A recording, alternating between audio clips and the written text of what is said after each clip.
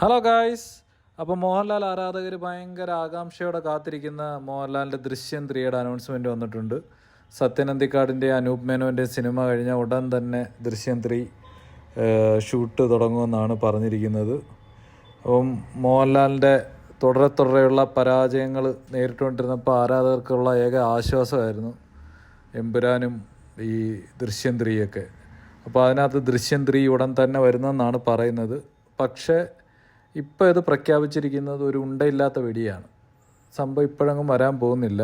കാരണം ജിത്തു ജോസഫ് തന്നെ ജനുവരി 22-ന് ഇപ്പം ജിത്തു ജോസഫ് ആസിഫ് അലി സിനിമയുടെ ഷൂട്ട് നടന്നുകൊണ്ടിരിക്കുകയാണ്.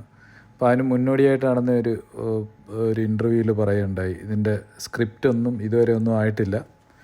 അപ്പോൾ ഇപ്പോൾ ഇത് ഇങ്ങനെ ഒരു സംഭവം ഇറക്കി വിട്ടതെന്ന് പറഞ്ഞാൽ അതിൻ്റെ കാരണം ഇപ്പോൾ എമ്പുരാൻ്റെ പ്രൊമോഷൻ നടക്കുക. മാർച്ച് 27-ന് എമ്പുരാൻ റിലീസ് ചെയ്യും.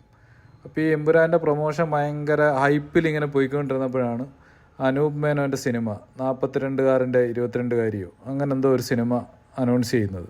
അപ്പോൾ ഇതോടുകൂടി മോഹൻലാൽ ആരാധകരാകെ തകർന്ന് തരിപ്പണമായി. അനൂപ് മേനോനെയും എല്ലാവരെയും ചീത്ത വിളിച്ചുകൊണ്ട് പോസ്റ്റുകൾ തുടരെ വന്ന് എമ്പുരാൻ അതിൻ്റെ താഴെ പോയി. അപ്പോൾ അതിനെ ഒന്ന് കവർ ചെയ്യാൻ വേണ്ടിയിട്ടാണ് ഇപ്പം ഈ സ്ക്രിപ്റ്റ് പോലും റെഡിയാവാത്ത ഈ സിനിമ ഇപ്പോൾ ഉടൻ തന്നെ ഷൂട്ട് തുടങ്ങുമെന്നുള്ള രീതിയിൽ വന്നിരിക്കുന്നത്. എന്തായാലും ഉടനെ ഒന്നും വരത്തില്ല. പക്ഷേ ആരാധകർക്ക് ആശ്വസിക്കാൻ വകയുണ്ട്.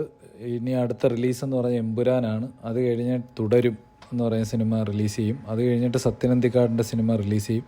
അത് കഴിഞ്ഞിട്ടാണ് ഈ അനൂപ് മേനോൻ്റെ സിനിമ, പിന്നെ മേജർ രവിയുടെ സിനിമ, അത് കഴിഞ്ഞ് ബി ഉണ്ണികൃഷ്ണൻ്റെ സിനിമ, രാജീവ് കുമാറിൻ്റെ സിനിമ. അപ്പോൾ ഈ സിനിമയൊക്കെ കഴിഞ്ഞിട്ട് ഭാഗ്യമുണ്ടെങ്കിൽ ദൃശ്യം 3 നമുക്ക് കാണാൻ പറ്റും. അൻവർ റഷീദിൻ്റെയൊക്കെ സിനിമ കാണാവുന്ന പ്രതീക്ഷയോടെ നിർത്തുന്നു. Bye bye.